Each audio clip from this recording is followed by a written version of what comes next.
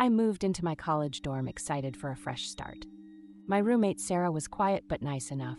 We didn't talk much, she was always out when I was in, and vice versa. I'd hear her come in late at night, her keys jingling, her footsteps soft but deliberate. Sometimes I'd find her side of the room tidied up in the morning, though I'd never actually seen her do it.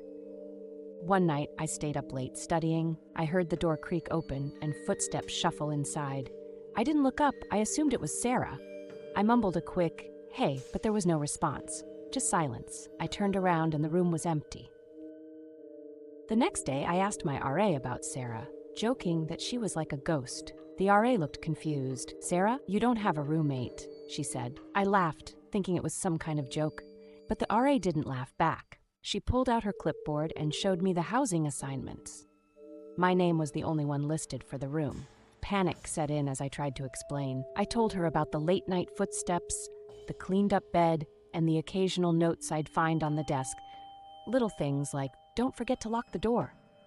She stared at me, her face pale. "This dorm has been single occupancy for years," she whispered. My hands trembled as I walked back to my room. Sarah's bed was perfectly made, just like always, but this time something was different. On the pillow was a note that read, "Thank you for letting me stay." I packed my things that night and moved out immediately, but the story doesn't end there. A few weeks later, I got curious and decided to search for any records of Sarah. What I found sent shivers down my spine. 10 years ago, a girl named Sarah had lived in my dorm room. She was quiet, kept to herself, and was found dead in her bed after an apparent suicide.